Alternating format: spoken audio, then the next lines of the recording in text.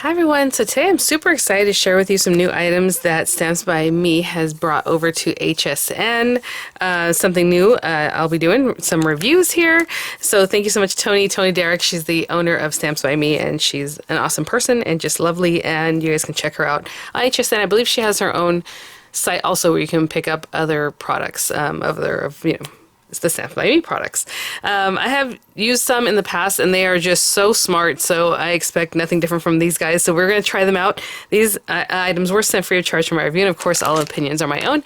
And any links I have in the description box will be affiliate links, which means I'll make a small commission if you purchase items through those links. Having mentioned that she has her site and other things, you can probably scan this QR code. Hopefully it'll work for you. Get some more info. I'm not going to do everything today that I have here, but I do have some paper packs. This is the Stay Groovy. And this is the Disco Fever. But again, I'll link them there, and with HSN and YouTube, it might even have a little shopping bag here. But if not, in the description box, I always have the links, okay? So you might want to check there. So we have some papers.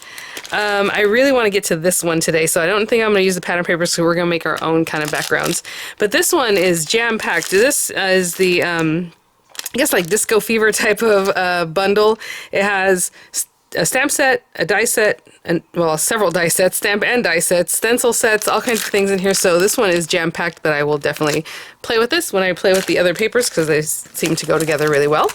And then these guys are just beautiful. I mean, you know, it has the Set Me Free stencil and die set. I'll show you this one right quick just because it is packaged up in a way that you can't really see too well what's in there, but they have two different designs. This is that beautiful bird, and then this one, I would say like a peony, but what do they call this one? Or a chrysanthemum or something. You guys know I always say the wrong name of the type of flower, but I'll have the links to all the different items. I'll have videos for all the different items, but today we're going to focus on these lamination sets over here.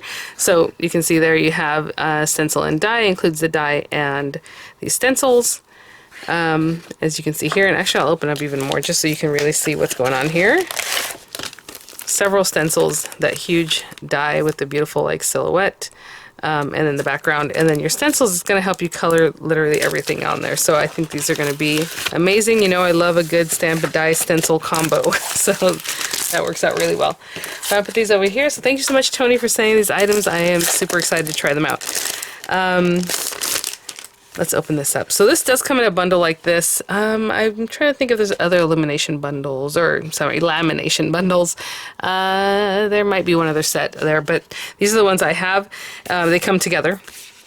And so it's a stamp collection, and it shows you what it includes. I'll show you both of them. I'll probably focus more on one than the other today. And then we'll just go from there. So these are two large stamp sets.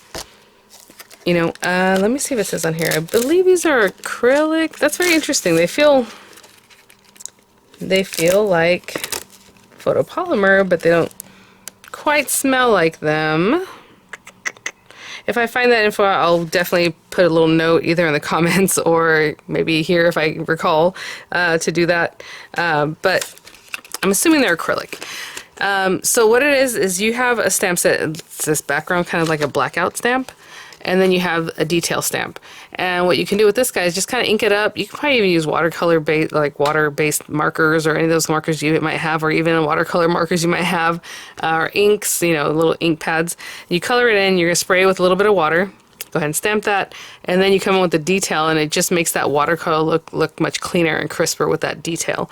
And then it comes with sentiment. So you're doing great, be the best version of you, wake up and be awesome, and birthday wishes. So again, these are available now on HSN, and maybe you saw Tony when she presented the Stamp by Me items during the big craft live stream. So this one is the second set. They're, like I said, they're paired together, and I'm sorry, they don't have like names on them, at least not that I see. Oh, this one's called It's Your Day. I'll bet you, yep, doing great. So doing great and It's Your Day in the same bundle. And this one has this beautiful image of this little lady here, and it's just like the top part of her, a little bit of a, you know, shoulders and head there, and then this beautiful area that you're going to do the same thing. So you ink that up, spray it, stamp it, and then you stamp this over that, and it'll look really lovely, kind of like what you're seeing here.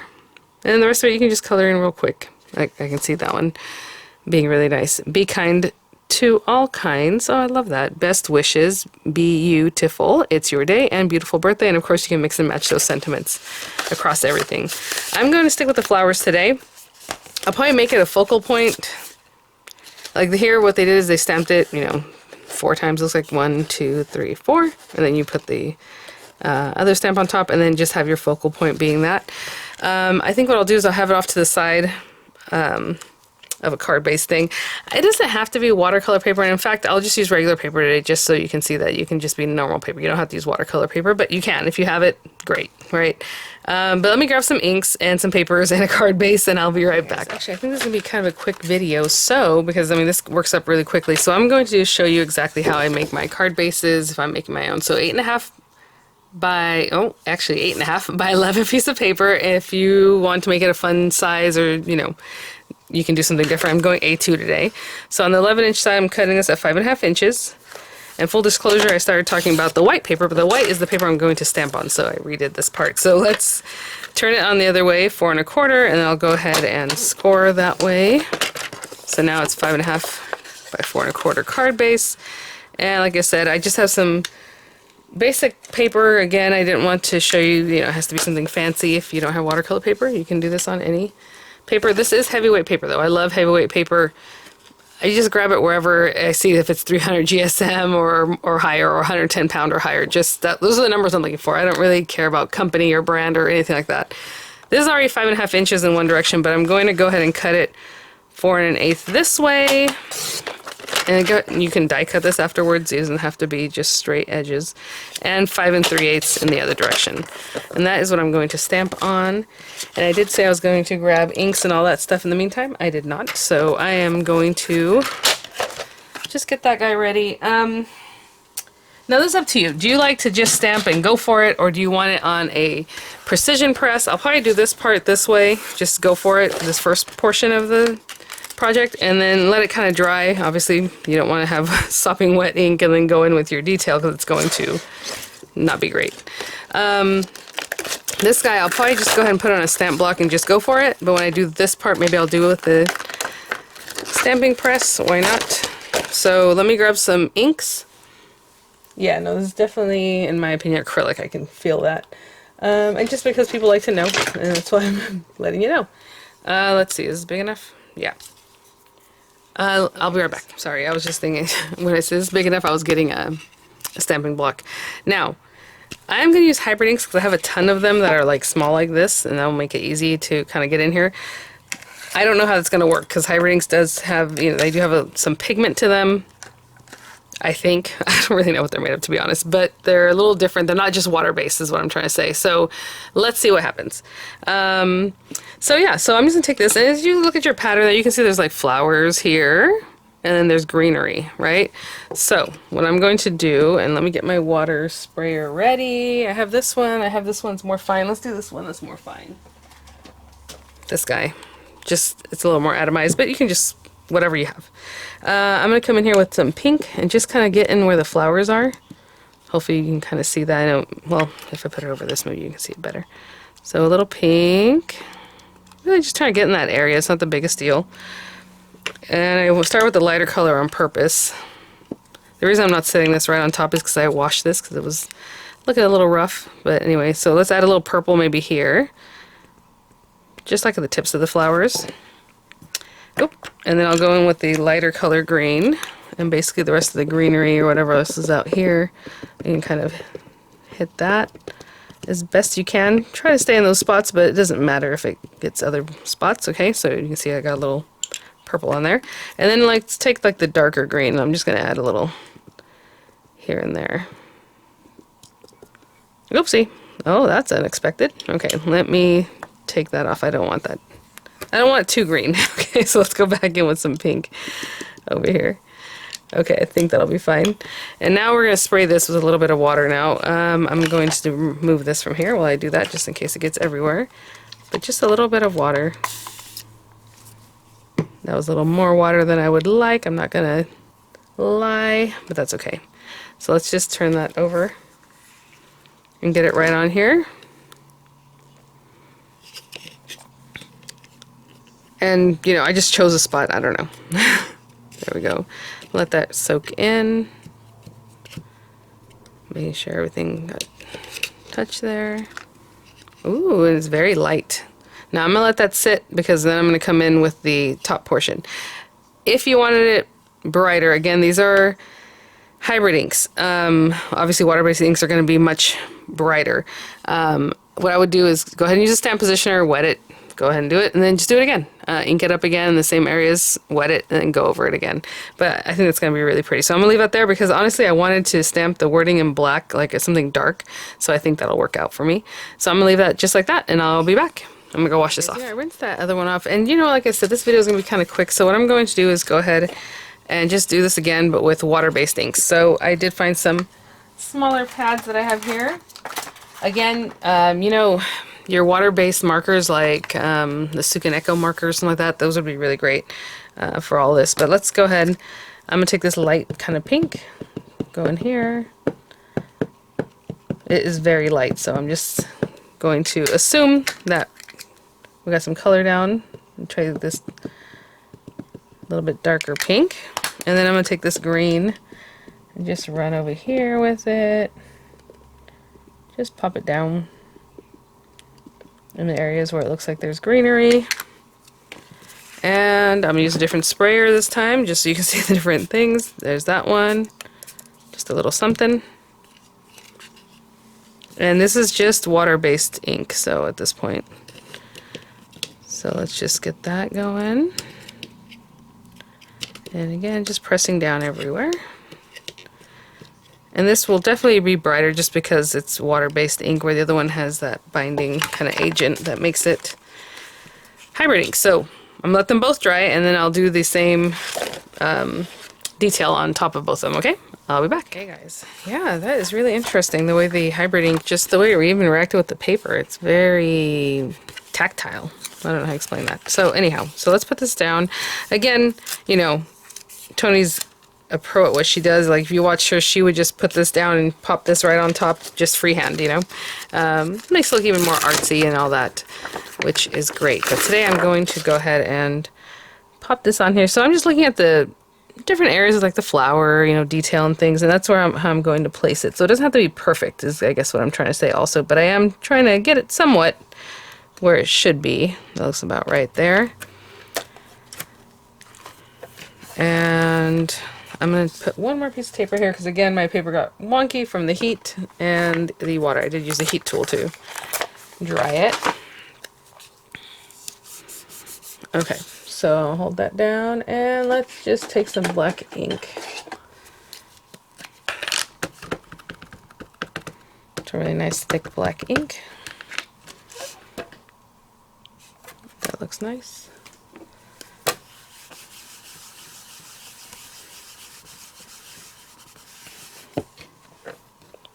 That is so pretty. I didn't even notice there was greenery over here, but the black just gets on there and it looks really, really nice. So there's that guy, super light, again, just the way it worked out with the hybrid ink. And it looks almost like, I don't know, like some kind of funky art. Okay, I'm going to clean this off because obviously this is not going to be the same as this. So I'm going to clean it off really well and then place it again. And I will be right back. And just clean it off so that when I place it here, I don't have extra little smudges and things, and that looks pretty good right there. There. All right. I'm going to pick that up. And maybe one more little tape here. And I'm using black. It's going to be very stark, but if you want to use, you know, brown or a slate color, that'd be really lovely.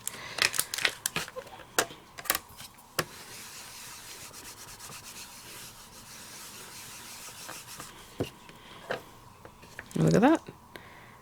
Just absolutely beautiful. Let's see here. Yeah. I mean, it looks like some kind of like digital art. I don't know how to explain it. Okay, let me let these both dry, and then we'll just pull them together and, you know, do our sentiment and all kinds of fun things. So I'll be right back. I have a few ways. I think this one I'm going to stamp my sentiment right on there. So we have this guy, sentiment. You know, if you want to be a little artsy, add some more black speckles or some gold speckles or something like that, that'd be cute. So maybe we'll do that. That'll be for this guy. For this one, I cut, so this is 4 1/8 by 5 3/8. This, I cut this beautiful pink foil paper, and if it hurts your heart, you can definitely gut it, take the center piece out because no one's going to see it anyway, and then you can use it for the sentiment part that we're going to do, or for whatever it is you like. But I'm going to place that one 4 1/8 by 5 3/8, and then this one's 4 by 5 1/4, and we're going to just glue those down, okay? So I'm going to do that right now. I was debating how, because my little paper got a little wonky there, but I think I'll just stick them down. So this guy, and then the second guy, I'm going to put tons of tape to really hold it down. So I have my fingers behind here so that it doesn't touch my card base until I want it to, because this one we're definitely going to have to line it up real nice. And then this guy, I'm just going to put a ton of stickiness on the back of it. So I'll be right back. I'm going to really line this out. Okay, just put a ton of glue. Hopefully you can see that. And, or adhesive, I suppose.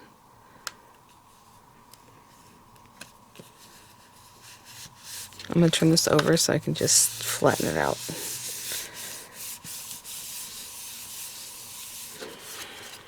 And look at that. Very good. Okay, let's just set this up again on my stamp positioner. I suppose I could have just left it there from the last time. I just wasn't 100% if I was going to stamp them or how I was going to do that part directly or however. And I think what fits here in this size or area is this beautiful birthday wishes. And again, I'm just going to go with black. Just keep it really nice and stark.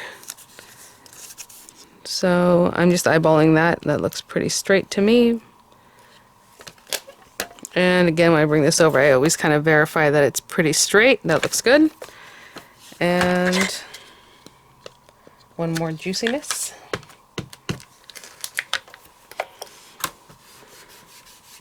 Stamp there. Beautiful. Clean that up. And maybe I'll do a little speckling on this one just to make it a little more artsy, so I will be right back. And you can do this by just having some black watercolor or any color you like, and just get a brush that's kind of loose, usually a round brush or something, and then you just get a lot of water on there and just kind of flick it against your hand and it'll get all over your project wherever you want. I'm just going to use this little gold stuff that's very similar if I can open it. There we go. Try not to get too many bubbles. I was shaking it, so, and just kind of just add some flecks here and there. It doesn't have to be too much. That's probably a good amount, but let's get a few more in this area. Alright, I'm gonna let those dry and I'll be back. Okay guys, and while that is drying, it's just gonna be like a little gold fleck behind. I'll just put that to the side, and that's basically gonna be the card, and just like that. So it has texture and feel and different things, but it's very flat. And a lot of people like that for mailing. They prefer that.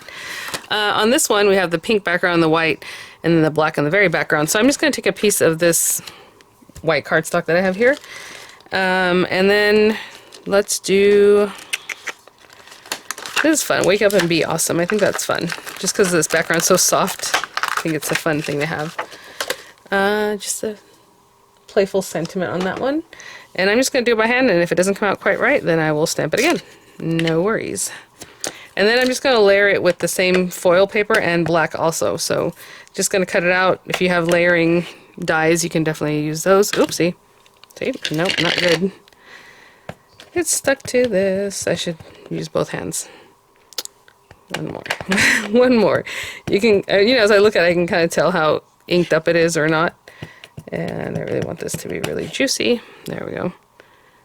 And I'm going to try to put it straight in this corner. That way I just cut it out. But again, if you have nesting dies of any shape that you like, that'll work too.